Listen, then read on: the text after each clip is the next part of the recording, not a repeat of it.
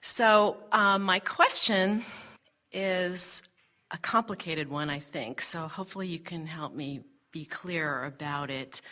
What I observe is that I help other people with relationships and have lots of questions about how to have successful relationships myself.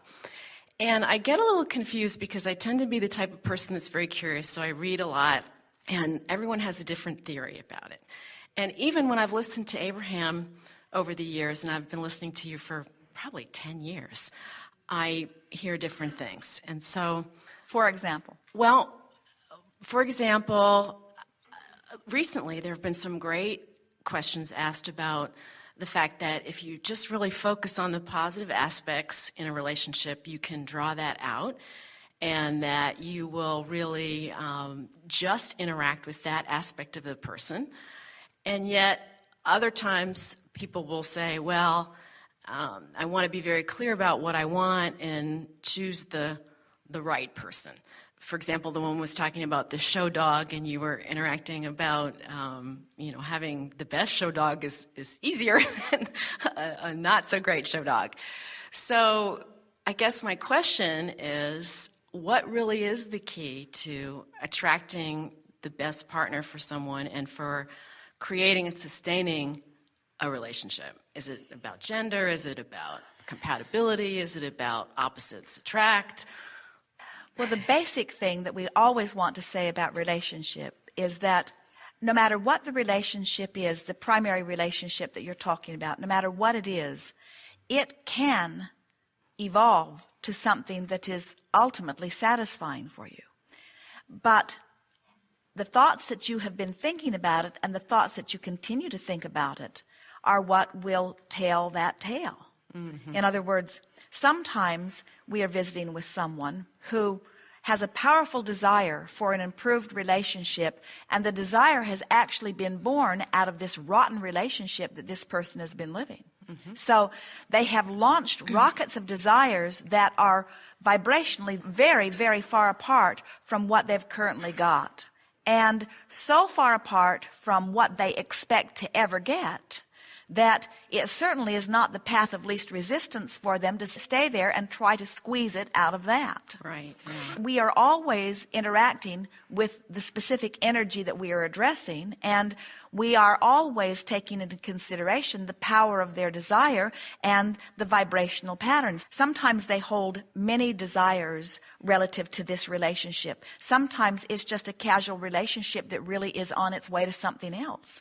In other words, you could look at everything that way. Every experience that you live is just a stepping stone on the way to greater clarity and greater satisfaction. Okay, Yes. That's really helpful. And I think, too, what I'm hearing you say, and let me just confirm that, is that it's, again, just always getting back to the essence of what you want and being clear about that and not letting outside influences direct how you're thinking about it. Well, it would be nice if you could do that, but it is would be hard. nice. It's hard not to factor in outside circumstance. In other Yes, words, it is. how often do you see someone, they've got a fairly good relationship going, and then they talk to their sister?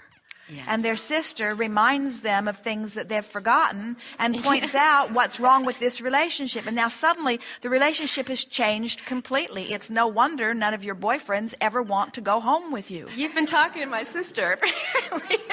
I have 3 older sisters, so yeah, I know exactly.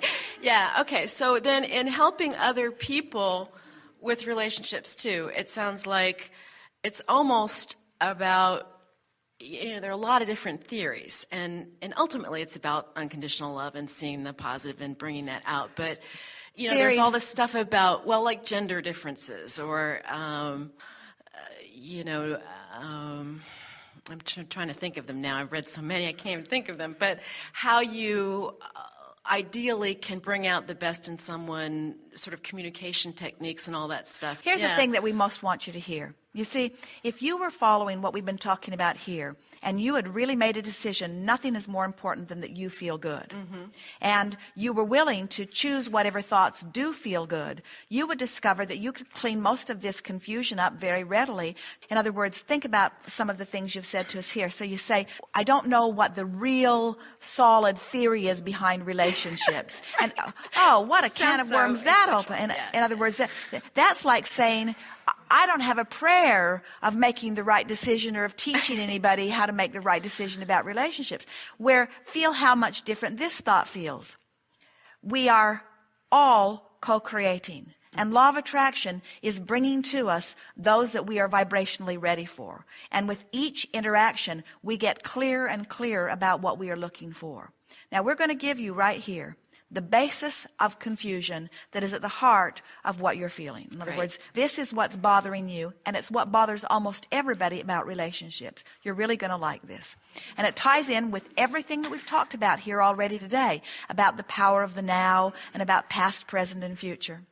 So here you are in your powerful now, offering a vibration that, granted, you learn to offer along your physical trail. So whatever you're offering, and it doesn't really matter how you learn to offer it or what relationships caused you to offer it. Here you are offering a vibration about relationships.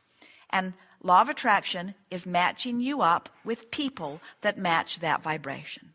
So now, if you could say, all right, I'm flexible. I'm willing to accept that I'm attracting what I've been offering. So here you are, the perfect mirror to what I've been offering. Okay, I take complete responsibility for you and how you are in my experience. I have, in essence, created you. And these 25 things I adore about you, I'll write them down and keep them on the tip of my tongue. And these 157 things...